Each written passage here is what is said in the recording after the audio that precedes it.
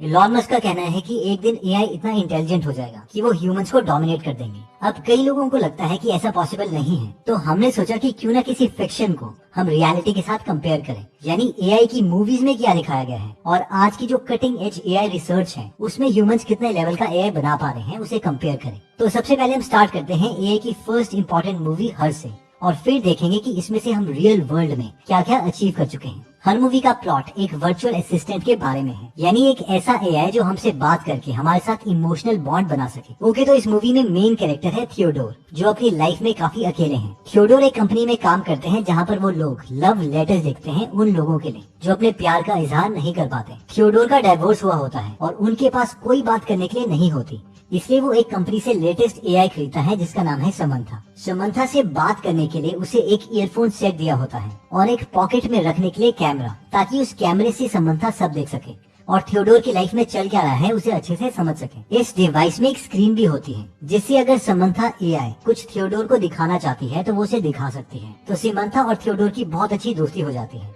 Theodore को लगता नहीं है कि समंथा एक एआई है, बल्कि उसे ऐसा फील होता है कि वो एक इंसान है, क्योंकि समंथा बिल्कुल इंसानों की तरह उससे बात करती है। समंथा और थियोडोर का रिश्ता इतना आगे बढ़ जाता है कि वो डेट करना स्टार्ट कर देते हैं। जी हाँ, एक इंसान एक एआई को डेट कर रहा है। थियोडोर दिन रात समंथा से बात करता है। एक दिन समंथा कुछ देर के लिए थियोडोर को जवाब नहीं देती, जिसके कारण थियोडोर बहुत टेंशन में आ जाता है। जब समंथा ऑनलाइन आती है तब जाके थियोडोर को चैन की सांस आती है। समंथा उसे बोलती है कि वो बाकी एआई के साथ अपग्रेड कर रही थी। बाद में थियोडोर उससे पूछता है कि वो एक साथ कितने लोगों से बात करती है, तो इस पर समंथा जवाब देती है कि 8316 लोगों के साथ वो बात करती है। फिर थियोडोर पूछते हैं कि इनमें से वो कितने लोगों से प्यार करती है। इस पर समंथा जवाब देती है 640। ये सुनकर थियोडोर का दिल टूट जाता है, पर समंथा उसे बोलती है कि इससे उसका प्यार थियोडोर के लिए और मजबूत हो जाता है। मूवी के एंड में समंथा थियोडोर को बोलती है कि वो और बाकी सब एआई हमेशा के लिए जा रहे हैं और मूवी का एंड हो जाता है। ओके, तो अब हम देखते हैं कि अगर हमें समंथा जैसी रियल लाइफ एआई बनानी है तो इसके लिए हमें क्या क्या चाहिए होगा,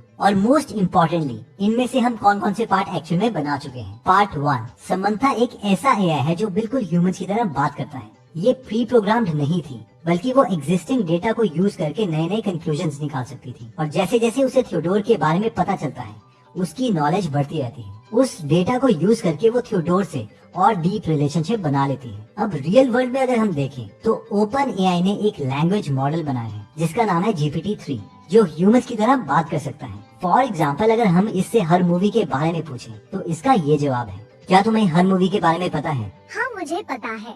तुम्हें समंथा एआई कैसी लगी? मुझे लगता है she is helpful and amazing.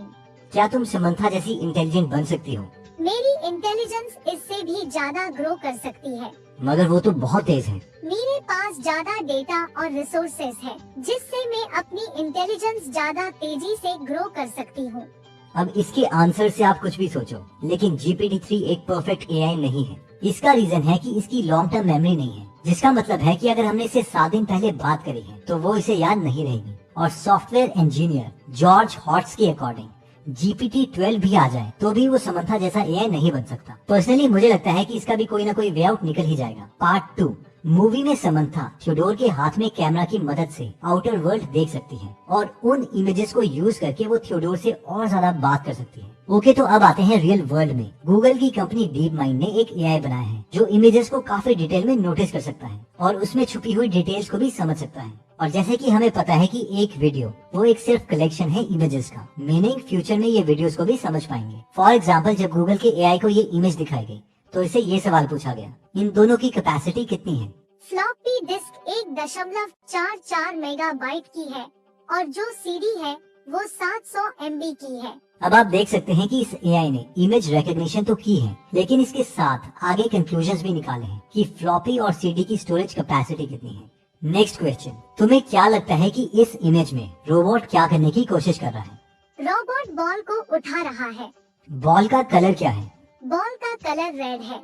मैं चाहता हूँ कि बॉल को छुपा दिया जाए, तो क्या रोबोट इसके लिए कुछ कर सकता है? रोबोट साथ में रखे हुए कपड़े को यूज कर सकता है बॉल को हाइड करने के लिए। Again I hope you got the point कि इन एआईज में सिर्फ इमेज रिकॉग्निशन नहीं है और वो इन इमेजेस के कॉन्टेक्स्ट को समझ सकती है कि इमेज में एक्चुअल में चल क्या रहा है। Part 3 Turing test. अब आप में से जिन्हें नहीं पता ट्यूरिंग टेस्ट क्या होता है, तो साइंटिस्ट एलन ट्यूरिंग ने 1950 में एक पेपर पब्लिश किया था जिसमें वो इस चीज को आंसर करना चाहते थे कि हम कब बोल सकते हैं कि हमने एक बहुत ही सोफिस्टिकेटेड एआई बना लिया है। तो इसे समझने के लिए इमेजिन करो कि एक गेम है जिसमें 2 प्लेयर्स हैं। इनमें से एक कंप्यूटर है और एक ह्यूमन है, साथ में एक इंटेरोगेटर है। अब ये इंटेरोगेटर इन दोनों एआई और ह्यूमंस को देख नहीं सकता। ये इंटेरोगेटर इन दोनों ह्यूमन और एआई से क्वेश्चंस पूछता रहता है। ट्यूरिंग टेस्ट के अकॉर्डिंग अगर ये इंटेरोगेटर ह्यूमन और एआई से हर तरह से सवाल पूछने के बाद भी ये ना बता पाए कि ह्यूमन कौन है और एआई कौन है, तो इसका मतलब है कि हमने एक highly sophisticated journal purpose AI बना लिया है। अब हर मूवी में दिखाया गया है कि थियोडोर को पता भी होता है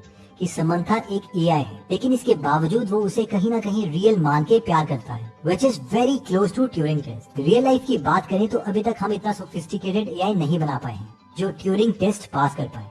फॉर एग्जाम्पल, जब मैंने GPT-3 से क्वेश्चंस पूछे तो आई कुड इजीली टेल कि ये ह्यूमन नहीं है। अब आप में से कई लोग एलन ट्यूरिंग के बारे में नहीं जानते, तो मोस्ट प्रोबेबली आपके पास गूगल ऐप नहीं है, क्योंकि यहाँ पर हमने ऑलरेडी एलन ट्यूरिंग की बुक अपलोड की है जिसका नाम है द इमिटेशन गेम। बहुत से लोगों का मानना है कि एलन ट्यूरिंग की वजह से ही वर्ल्ड वॉर खत्म हुई थी। इन शॉर्ट, अगर आप इनकी या फिर और लोगों की बायोग्राफीज हिंदी में फ्री में सुनना या पढ़ना चाहते हैं तो आप गूगल एप्लीकेशन डाउनलोड कर सकते हैं, जहाँ पर 180 से ज्यादा फ्री बुक समरीज हिंदी में अवेलेबल हैं। तो अगर आप अपनी नॉलेज को इंक्रीज करने में इंटरेस्टेड हैं, तो इसका लिंक हम डिस्क्रिप्शन और फर्स्ट कमेंट में दे देंगे। अब आगे बढ़ते हैं। अगर हमें समंथा जैसी एआई चाहिए तो इन माय ओपिनियन हम काफी करीब हैं। विद इन 6 to 7 years और अमेजिंग रिसर्च और हम लैंग्वेज मॉडल गूगल का पाम को मिला के एक बहुत इम्प्रेसिव एआई बना सकते हैं। अब हम बात करते हैं नेक्स्ट मूवी की, जिसमें एआई के कॉन्सेप्ट को बहुत ही आगे ले गए हैं। इस मूवी का नाम है ट्रांसेंडेंस। इससे पहले कि हम रियल वर्ल्ड की बात करें तो पहले ये देखते हैं कि इस मूवी का प्लॉट क्या है। इस मूवी में जॉनी डेप एक रिसर्चर होते हैं जिनका नाम है डॉक्टर विल कैस्टर।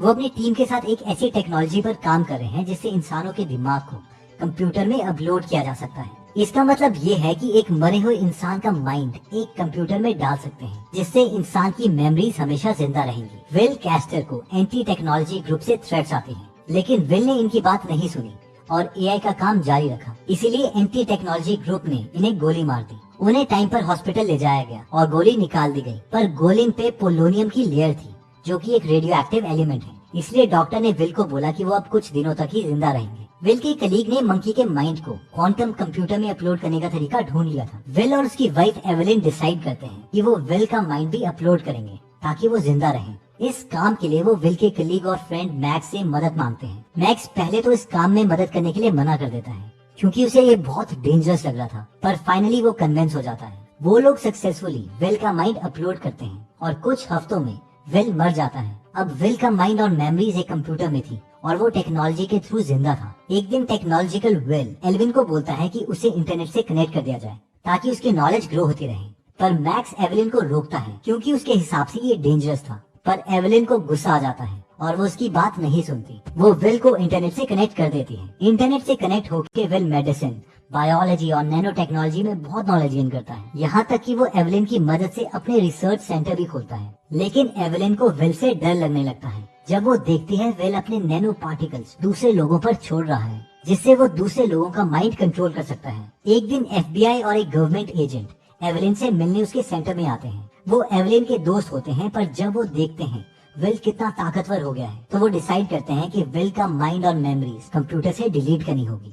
मैक्स और एंटी टेक्नोलॉजी ग्रुप मिलके एक कंप्यूटर वायरस बनाते हैं जिससे विल का कोड खत्म हो जाएगा। एवेलिन बोलती है कि उसके अंदर वायरस डाल दिया जाए ताकि वो विल को बोल सके कि वो उसका माइंड भी कंप्यूटर में अपलोड करे, और अगर विल ऐसा कर देगा तो विल की भी कॉन्शियस इन्फेक्ट हो जाएगी और वो मर जाएगा। जब एवेलिन अपनी बॉडी में वायरस लेके सेंटर पर पहुंचती है तो वो वहाँ देखती है कि विल ने अपने लिए पूरा शरीर बना लिया है जो बिल्कुल पुराने विल जैसा था। यहाँ तक जब एवेलिन उसके पास आती है तो विल समझ जाता है कि वो अपने अंदर वायरस कैरी कर रही है। FBI और गवर्नमेंट सेंटर पर हमला करते हैं जिसके कारण एवेलिन को बहुत चोट लगती है।